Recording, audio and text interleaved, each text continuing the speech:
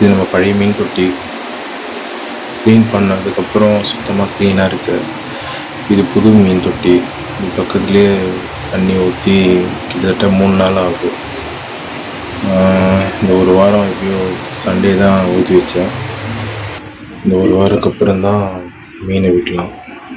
அப்புறம் நம்மளோட பாண்டு அதில் மாலையை எடுத்து இந்த புது மீன் தொட்டியில் விடலாமா, இல்லை இதுலேயே விட்டுட்டு, ஏன்னா ப்ரீடிங் ஆகிற மாதிரி இருக்குது.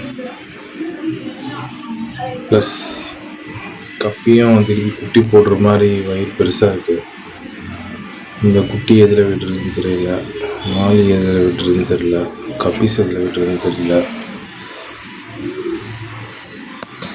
ஃபைட்ரு வாங்கி விடலாமா அப்படின்னு 4 மைண்டாக இருக்குது. கூழாங்கல், கல், ஃபில்டரு, மோட்டருன்னு எல்லாமே இருக்குது. ஆனால் என்ன மீன் வாங்கி விட்டுறதுன்னு தெரியல.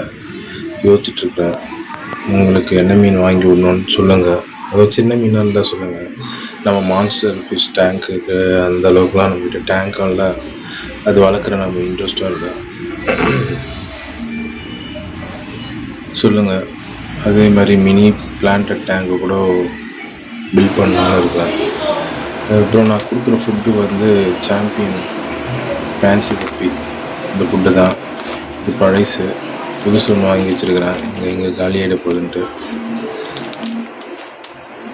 அவ்வளோதான் இந்த வீடியோ. முடிஞ்ச அளவுக்கு சப்போர்ட் பண்ணுங்கள், சப்ஸ்கிரைப் பண்ணுங்கள், லைக் பண்ணுங்கள், ஷேர் பண்ணுங்கள், கமெண்ட் பண்ணுங்கள். மைக்கேல் லாபி. பாய்.